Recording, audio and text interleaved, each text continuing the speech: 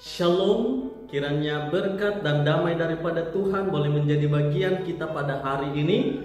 Kembali lagi kita akan mempelajari firman Tuhan melalui renungan harian. Dan judul firman Tuhan yang saya sampaikan pada saat ini adalah mengapa harus berdoa.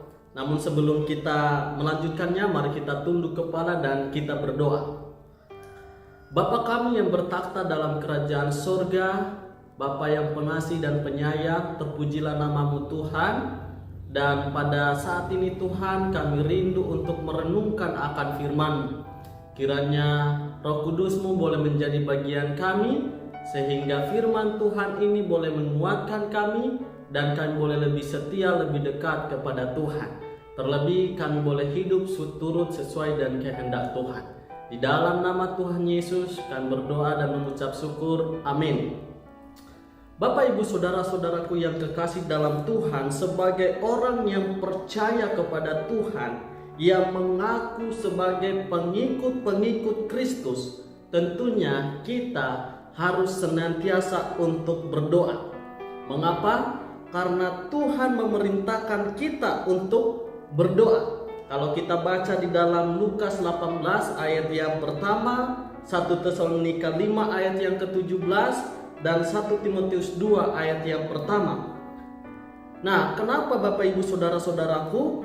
Di dalam Yakobus 4 ayat yang kedua dikatakan di sana bahwa doa adalah cara anak Tuhan untuk mendapatkan segala sesuatu, tentunya yang sesuai dengan kehendak Tuhan. Nah, jadi untuk mendapatkan apa yang diinginkan oleh anak Tuhan ini, ya kita harus memintanya di dalam doa. Meminta dalam doa adalah langkah pertama untuk berhasil dan mendapatkan sesuatu yang terbaik dari Allah. Berdoa adalah jalan untuk mendapatkan sukacita yang penuh di dalam Tuhan.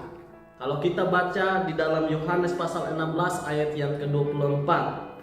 Jadi yang kedua adalah berdoa akan menjauhkan kita dari kekhawatiran, ketakutan, dan hal-hal yang jahat.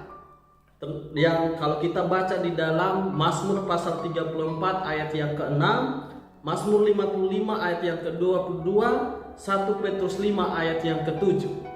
Jadi jawaban daripada doa itu akan membungkam ketidakpercayaan, argumentasi, dan memberi bukti nyata kebenaran akan firman Allah dan kuasa dan kasih daripada Tuhan. Kalau kita baca di dalam 1 Raja-Raja 18 ayat 36 sampai 38. Nah, karena berdoa satu-satunya cara mendapatkan kuasa dan otoritas daripada Allah.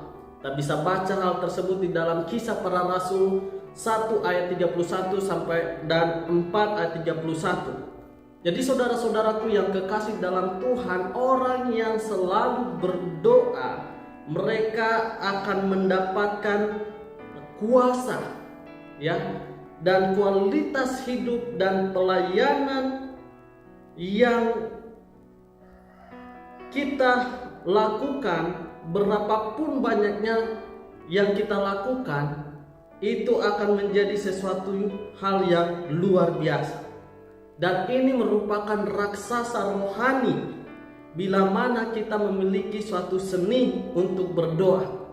Berdoa, berdiam diri di hadapan Tuhan dalam menantikan pekerjaan Tuhan di dalam kehidupan kita. Saudara-saudaraku yang kekasih dalam Tuhan, bila mana kita mengetahui pentingnya berdoa dalam kehidupan kita, maka kuasa Tuhan akan bekerja di dalam kehidupan kita.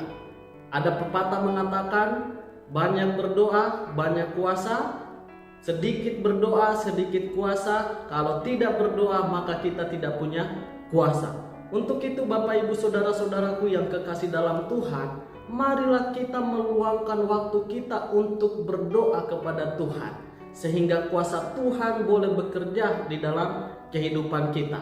Pada hari ini mulailah untuk berdoa kepada Tuhan. Tuhan memberkati.